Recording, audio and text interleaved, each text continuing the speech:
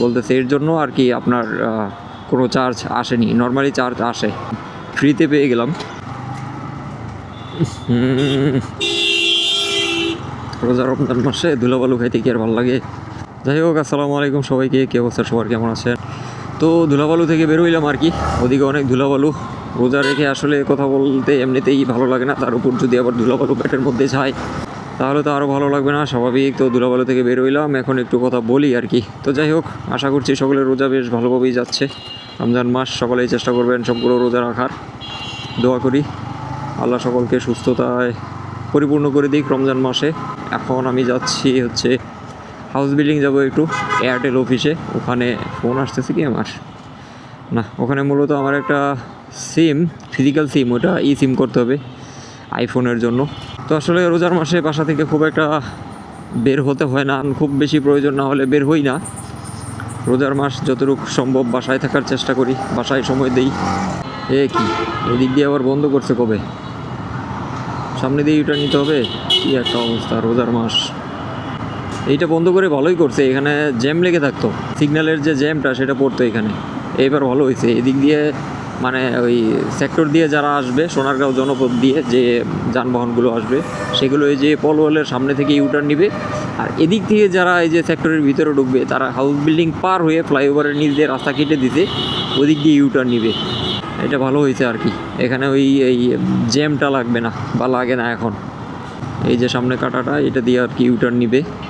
মামা একটু সাইড দাও।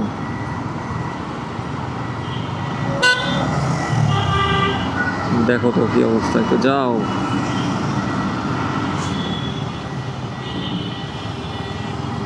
রোজা রমজানের মানুষ একটু পর্দা টর্দা করে বের হইতে পারে, মেয়েরা সেটাও করে না।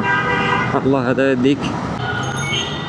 আমি এই দিক দিয়ে আসলাম, আমার কাটা কই, কোন কাটা দিয়ে নামবো দেখি। ভাই ভাই ভাই, যাও যাও।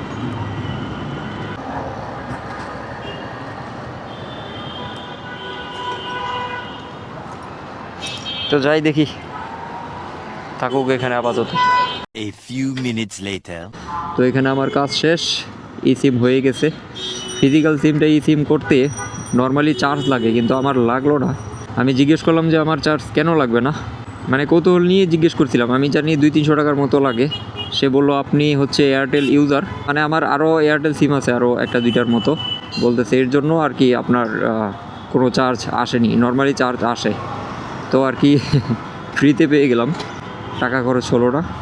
তো এই হচ্ছে বর্তমান পরিস্থিতি। আছি হাউস বিল্ডিং, এই যে সামনে ইউটারটা যেটার কথা বলছিলাম যে ওইখানে বন্ধ করে দিয়েছিল, এখানে হচ্ছে এবার নতুন একটা ওপেন করে দিছে, এটা অনেক ভালো কাজ করছে।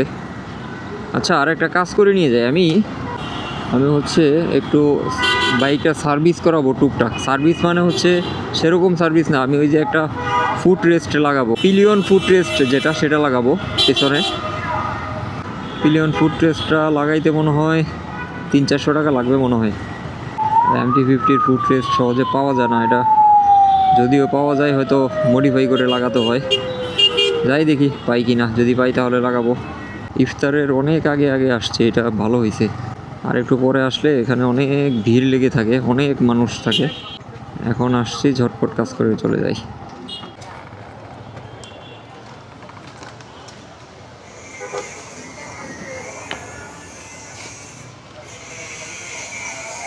এ ভাই, MT-50-র জন্য লেডিস পাদানিটা পাওয়া যাবো? কোনটা দেখি?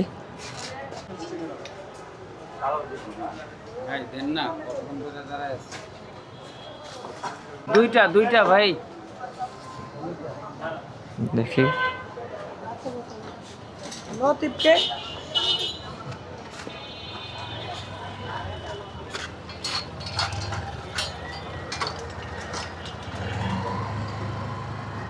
এটা 2 জায়গায় ফুটা করো লাগবে রে ভাই, এটা ধরো তো।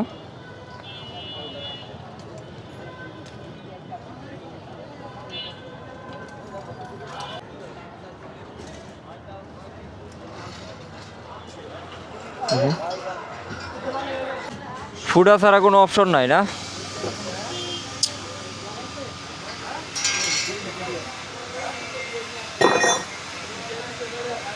তাহলে কেমনে হইলো? কত লাগবো ফোটা করতে? এই যে এখানেই মনে হয়। ফুটা করতে 100 টাকা চাই? ভাই, এটা ওয়েল্ডিং করে ছিদ্র করে তারপর লাগাইতে হইতেছে, কতটা ঝামেলার আর কি।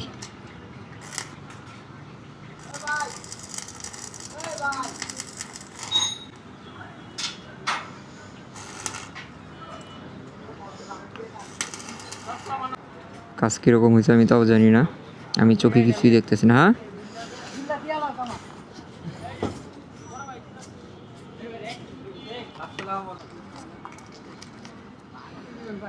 ভাই, ভাঙতি নাই? ভাঙতি 50 টাকা আছে।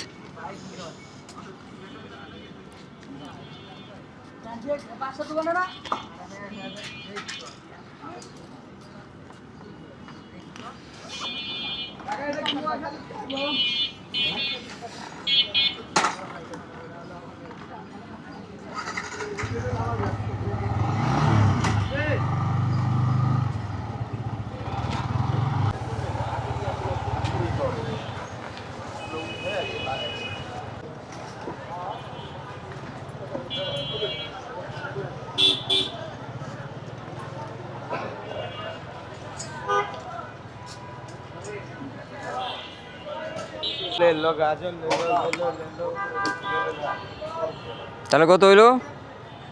450। ওই দোকান থেকে 100 টাকা দিব। ভাঙতি আসছিল না? ওই দোকান থেকে 100 টাকা রিটার্ন দিব। 200 টাকা নোট দিছি তো, 100 টাকা রিটার্ন দিব। নিয়ে আসো তো। আসসালামু আলাইকুম। কি অবস্থা? না, যথেষ্ট মজবুত হয়েছে, আশা করি এখন সমস্যা হবে। ভাঙতি নাই? আচ্ছা নাও, ধরো 350 টাকা রাখো।